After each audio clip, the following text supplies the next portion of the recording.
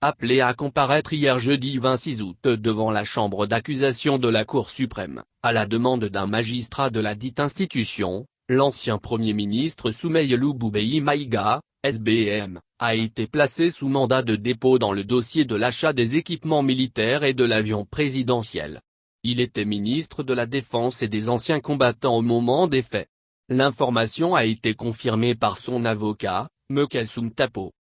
Selon une source proche du dossier, Soumeylou Boubèye Maïga n'est pas le seul concerné dans cette affaire. Deux autres anciens dignitaires du régime d'Ibrahim Boubacar Keïta auraient été appelés pour être entendus dans ce dossier. Il s'agit de l'ancienne ministre de l'économie et des finances, Bouharé Fili Sissoko, et le directeur de cabinet du président de la République d'alors, Mahamadou Camara, non moins ancien ministre en charge de la communication. Les dossiers de ces deux anciens ministres seraient également en instruction à la chambre d'accusation.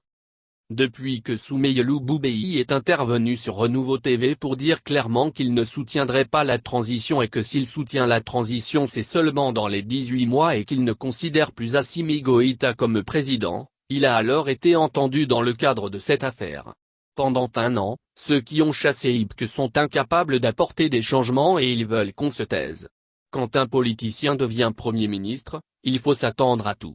L'acharnement politique, c'est tout ce que Kshogel connaît depuis 1994, au temps du Copo. Ce qui fait encore rire, c'est le président de la transition lui-même. Quelqu'un qui a violé la Constitution, qui peut-il juger? Quelqu'un qui a pris le fusil et violé la Constitution, c'est lui qui devrait être jugé en premier lieu, a expliqué Boubou Mabel Diawara, secrétaire général ASMA CFP, à la presse, à l'entrée de la Cour suprême. Pour lui, il n'y a pas eu de détournement. Il y a eu deux rapports contradictoires. La loi de programmation militaire a fait voter plus de 1000 milliards francs.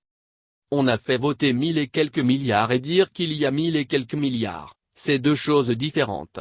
Soumeylou Boubèye Maïga est entendu dans l'affaire, parce que le rapport de la Cour suprême et celui du vérificateur général se contredisent. Puisque l'achat des équipements militaires s'est fait sous forme de prêt. Quand tu fais des achats sous forme de prêt et que tu n'as pas d'argent, tu te conformes aux conditions du vendeur. La loi des finances est bien connue. On n'engage pas l'État, c'est l'État qui s'engage. Il n'y a pas eu de détournement de 1000 milliards, a-t-il insisté.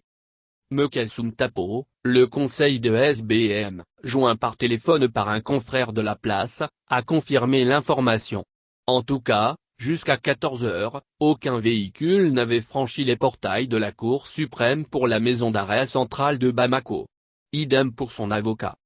Est-ce une manière de faire croire au peuple que la justice malienne a enfin retrouvé son indépendance ou c'est juste la revanche des hommes entraînés au pouvoir? Car qui connaît l'histoire récente du Mali sait que le dossier Amadou Eya Sanogo a été instruit au temps de Soumeylou Boubèye Maïga. Beaucoup n'ont pas encore digéré cette situation. Ou encore une vengeance politique contre SBM? Ce dernier n'a-t-il pas péché en commettant Mekelsum Tapo, un allié de taille de DR? Boubou Cissé, un concurrent direct pour la course à la présidence? L'avenir nous édifiera. En tout cas, Boubou Cissé, s'il est épargné par ce vent judiciaire qui souffle désormais sur la République, a tout à gagner si SBM venait à être écarté de la présidentielle de 2022.